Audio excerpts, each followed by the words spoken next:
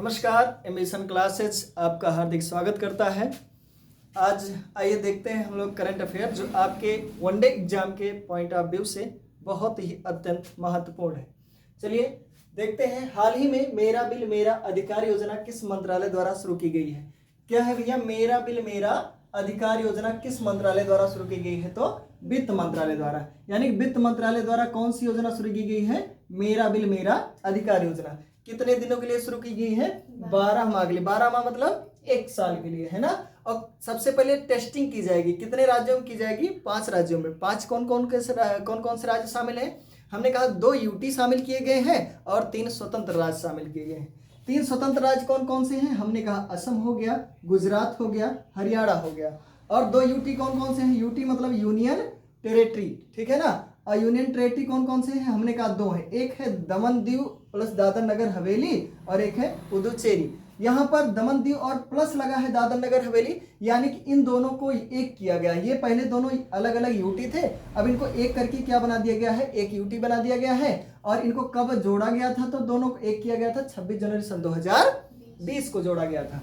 हमने कहा ये जो मेरा बिल मेरा अधिकार योजना है ये लागू कब से है?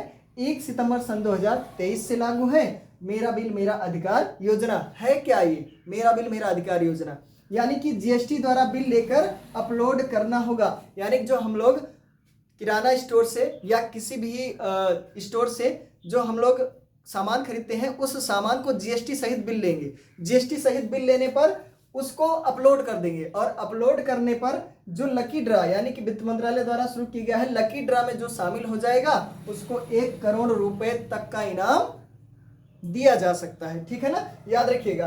अब किससे संबंधित है? जीएसटी से संबंधित है।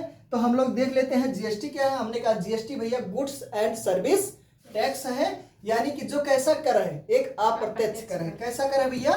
एक अप्रत्यक्ष कर है। एक अप्रत्यक्ष कर है, याद रखिएगा।